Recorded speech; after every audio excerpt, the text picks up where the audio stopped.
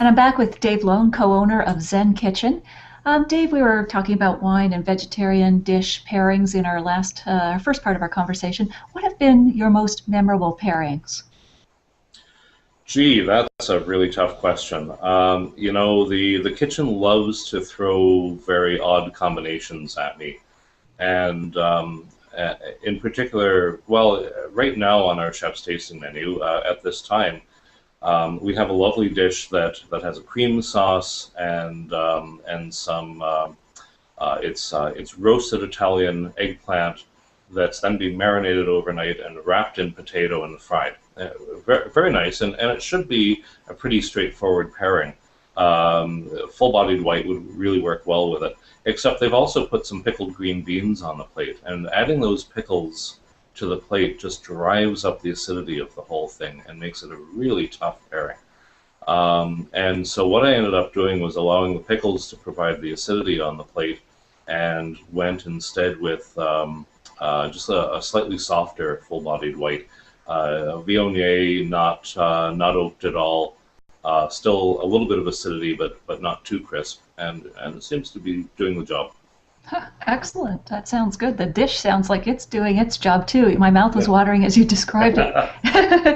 And what has been a pairing that really did not work? Perhaps the worst pairing, of course, would not have been at the restaurant, but somewhere where you paired wine and a vegetarian dish and it just didn't work. And why not?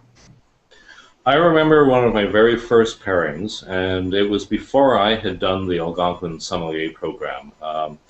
I don't remember too well what the dish itself was, except again there were some vegetables on the plate, and the chef had, unknown to me, spritzed everything with lemon juice afterward.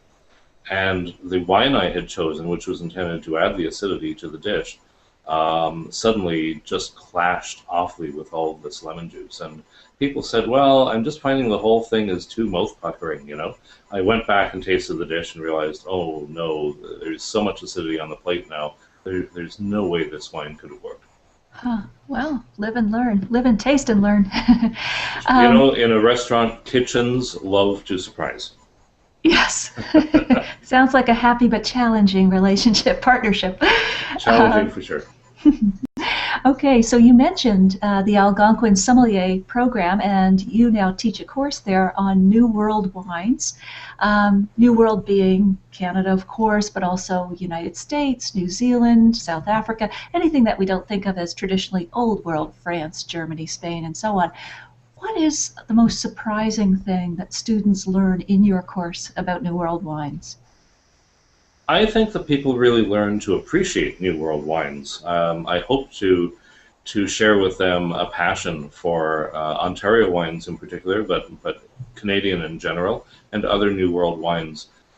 There tends to be a prejudice, an innate prejudice among wine students, and I think a lot of wine professionals, that Old World means better, and it shouldn't. Old World means, or New World means different, but not necessarily better or worse.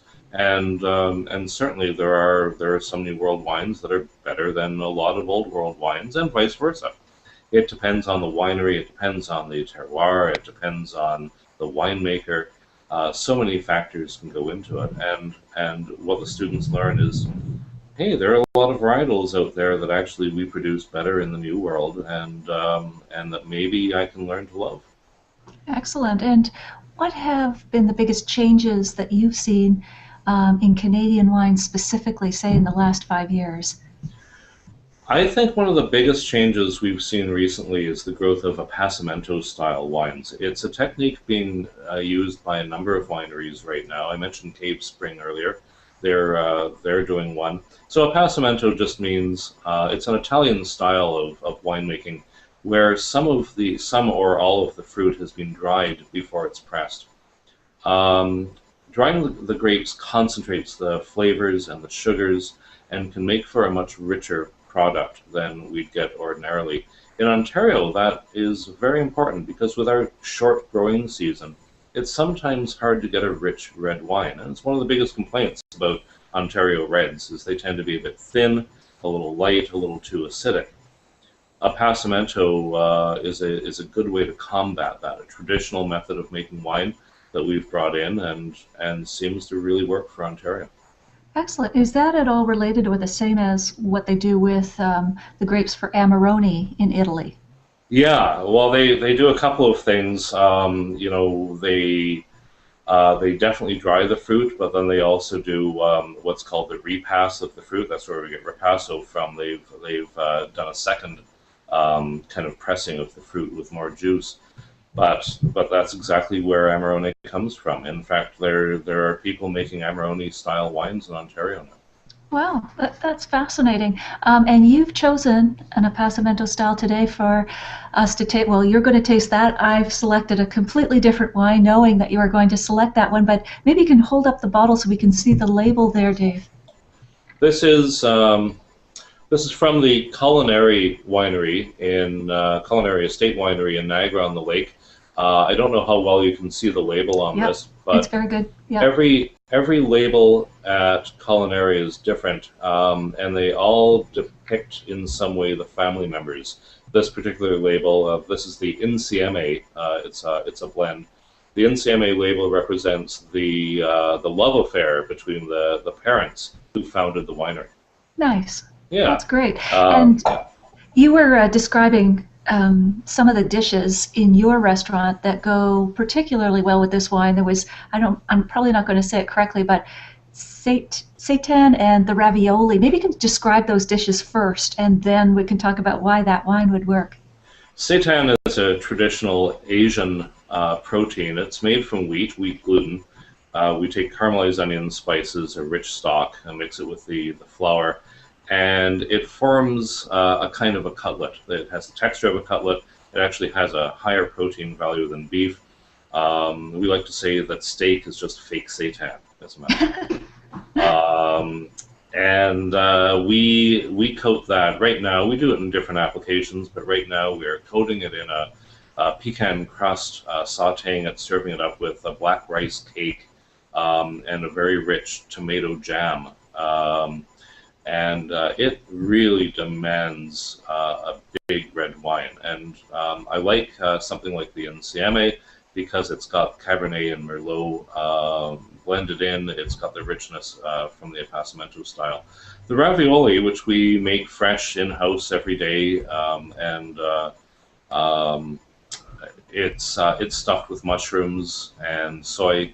But we smoke the tomatoes and onions in natural wood smoke, and that really makes for a big flavored tomato sauce to go with that ravioli. And again, it really needs a big wine to go with it. Oh, that's excellent. Let's taste. You're making me so thirsty and hungry. Let's taste. Now, Dave, I've gone a little bit stereotypical because I wanted to do the stereotypical thing as a foil to you, being the innovative thinker with vegetarian dishes. I went for a Sauvignon Blanc from Chile, and I always think of Sauvignon Blanc as sort of liquid salad in a glass because it has those herbal, asparagus, canned peas aromas. What dishes do you think among vegetarian would this work best with? Well,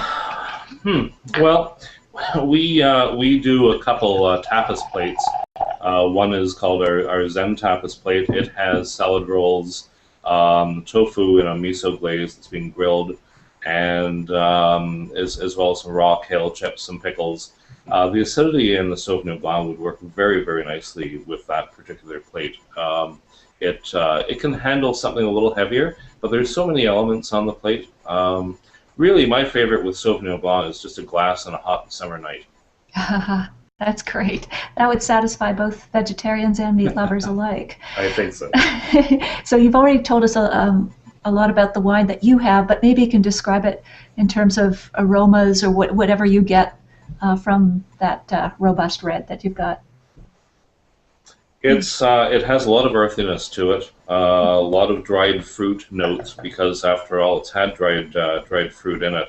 And that's particularly I'm getting some raisins, some dried plum. Mm-hmm. There's great. a lot of cedar, really very nice. Mm. And meanwhile, back at the Sauvignon Blanc Ranch, I'm getting a lot of actually citrus lime lift from this Casa La Postel from Chile. Some Sauvignon Blanc, as you know, can be very herbal, grassy. This is more the Hmm. lime citrus, which I really like in a Sauvignon Blanc. Yeah, But yeah, that would be very, very nice. I bet it's really crisp and refreshing. it is mouth-watering. I love that Yeah. juiciness that comes along the side. Well, Dave, this has been really helpful in terms of, because everybody thinks, oh, what am I going to drink with a vegetarian dish? But you've opened my eyes, and you're almost going more with these, red wines than the whites. So thanks for getting us out of the stereotypical rut with that. And thank you for joining me today. It's really been a pleasure, Natalie. Thank you so much.